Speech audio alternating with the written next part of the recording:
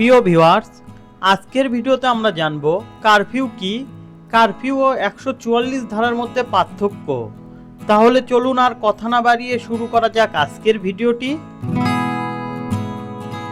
Curfew শব্দটি খুব একটা পরিচিত শব্দ না হলেও সম্প্রতি 2024 সালে আমরা যেমন কিছুদিন ধরে টানা শুনছি এই শব্দটি, তেমনি এই সময়ে আমরা সচক্ষে দেখছি এই প্রায়োগিক দিকটিও। তবে কারফিউ এর প্রায়োগিক দিক দেখার পাশাপাশি বেশ কিছু প্রশ্নের উদয় হয়েছে অনেকের মনে, যেমন কারফিউ কি, কিংবা কারফিউ কে জারি করতে পারে, কিংবা কারফিউ জারি করা হয় কেন, এবং ফৌজদারি কার্যবিধির 144 ধারার সাথে কারফিউ এর পার্থক্য কোথায়। হ্যাঁ ভিউয়ার্স, এই প্রশ্নগুলোর উত্তরই দিব আমরা এই ভিডিওতে। আর এই উত্তরগুলো জানতে হলে আমাদের সঙ্গেই থাকুন পুরোটা সময়। কারফিউ মূলত ইংরেজি শব্দ, যে শব্দটি এসেছে এনগ্লো ফ্রেঞ্চ শব্দ ক্লোভার ফিউ থেকে, ফ্রেঞ্চ ভার্ব ক্লুভার, যার ইংরেজি শব্দ হচ্ছে টু কাভার, এবং ফ্রেঞ্চ শব্দ ভিউ, যার ইংরেজি অর্থ ফায়ার। ফায়ার যোগে গঠিত হয়েছে ক্লুভার ফু শব্দটি, যার অর্থ হচ্ছে আগুন ঢেকে রাখা। এই ক্লুভার ফ্লু শব্দটির অবশ্য রয়েছে একটি ব্যুৎপত্তিগত ইতিহাস। মধ্যযুগে ইউরোপিয়ান শহরগুলোর বাড়িঘর সাধারণত কাঠ দিয়ে খুব গাদাগাদি করে নির্মাণ করা হতো, যার ফলে আগুন খুব দ্রুত এক বাড়ি থেকে আরেক বাড়ির বিস্তার লাভ করত। তখন এই আগুন প্রতিরোধের জন্য সন্ধ্যাকালে একটি নির্দিষ্ট সময়ে জনগণকে তাদের আগুনের চুলাগুলো ঢেকে রাখার নির্দেশ দেওয়া হতো। তার জন্য চুলার আগুন ঢেকে রাখার নির্ধারিত সময় হলে সংকেত হিসাবে বাজানো হতো একটি ঘণ্টা, যে ঘণ্টাকে বলা হতো কাভার ফায়ার বেল। আর আদি ফ্রেঞ্চ যুগে এই আগুন ঢেকে রাখাকেই বলা হতো কাভার ফায়ার। এই কাভার ফায়ার শব্দটির মধ্যে দিয়ে ইংরেজি যুগে ইংরেজি শব্দ ভাণ্ডারে সংশোধিত হয়েছে কারফিউ হিসাবে, যার একাধিক অর্থের মধ্যে বহুল চর্চিত অর্থ দাঁড়িয়েছে জনসাধারণকে নির্দিষ্ট কোনো সময়ে নির্দিষ্ট কোনো রাস্তায় চলাচলে বারণ বা নিষেধ করা। যদিও শুরুর দিকে কারফিউ আরোপ করা হতো কেবল সন্ধ্যাকালে, যার জন্য কারফিউর আরেক সমার্থক শব্দ হচ্ছে সাধ্য আইন। তবে পরবর্তীকালে তা বিধিবদ্ধ আইনে অন্তর্ভুক্তির মধ্য দিয়ে যে কোনো সময়ে কারফিউ আরোপের বিধান করা হয় প্রয়োজনীয় ক্ষেত্রে।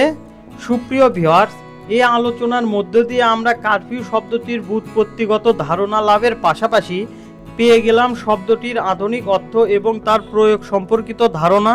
এখন আমরা জানব বাংলাদেশে কারফিউ জারির ইতিহাস। বাংলাদেশে কারফিউ জারি আইনটি প্রবর্তনের পর বেশ কিছুদিনের জন্য কারফিউ জারি করা হয়েছিল সারা দেশে। তার পরবর্তীকালে 1990 সালে ইরশাদ সরকারের শাসন আমলে আর 2007 সালে তত্ত্বাবধায়ক সরকারের সময় জারি করা হয়েছিল কারফিউ। আর তার 17 বছর পর কোটা সংস্কার আন্দোলনের রেশ ধরে সংঘটিত সহিংসতাকে কেন্দ্র করে 2024 সালের 19 জুলাই দিবাগত রাত 12টা থেকে জারি করা হয় সর্বশেষ কারফিউ। এবার আমরা জানব কারফিউ এবং 144 ধারার পার্থক্য। প্রথমত, যেমন রাষ্ট্রবিরোধী চরম ধ্বংসাত্মক কোনো কার্যকলাপ চলমান থাকলে তা প্রতিহত করার জন্য সরকারি সিদ্ধান্তে জারি করা হয় কারফিউ। আর 144 ধারার আদেশ জারি করা হয় মূলত কোনো দাঙ্গা হাঙ্গামা সংগঠনের আশঙ্কা থাকলে তা আগে থেকেই প্রতিরোধ করার জন্য, এবং 144 ধারার আদেশ জারির ক্ষেত্রে সাধারণত সরকারের সিদ্ধান্ত বা নিয়ন্ত্রণের কোনো বালাই নেই। দ্বিতীয়ত, এছাড়া কোনো নির্দিষ্ট ব্যক্তি বা নির্দিষ্ট বিষয়ে নয়, বরং গণহারে একটি নির্দিষ্ট এলাকায় কিংবা সারা দেশে জারি করা হয় কারফিউ। অপরদিকে 144 ধারা আদেশ সাধারণত কোনো নির্দিষ্ট ব্যক্তি বা নির্দিষ্ট সম্পত্তির বিষয়ে জারি করা যায়।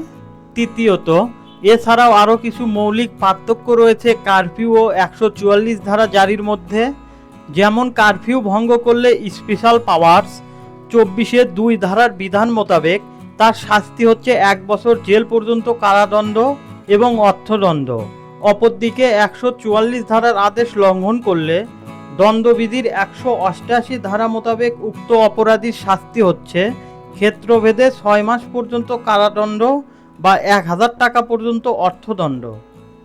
চতুর্থত, এছাড়া আরও একটি প্রধান পার্থক্য রয়েছে কারফিউ আর 144 ধারার মধ্যে, তা হলো কারফিউ চলাকালে আইন শৃঙ্খলা রক্ষার্থে সহায়তার জন্য নিয়োগ করা হয় সশস্ত্র বাহিনী, যেখানে কারফিউ ভঙ্গকারীদের গুলি করার নির্দেশ দেওয়া হয়। কিন্তু 144 ধারা জারির ক্ষেত্রে সশস্ত্র বাহিনীর নিয়োগ করার কোনো অবকাশ নেই। প্রিয় ভিউয়ার্স, কারফিউ ও 144 ধারার বিষয়ে এই হচ্ছে আমাদের যথাসাধ্য পরিবেশনা। আমরা আশা করি আমাদের এই পরিবেশনা থেকে আপনারা এই বিষয়ে লাভ করেছেন একটি স্পষ্ট ধারণা। বিদায় নিচ্ছি আমরা এখানেই।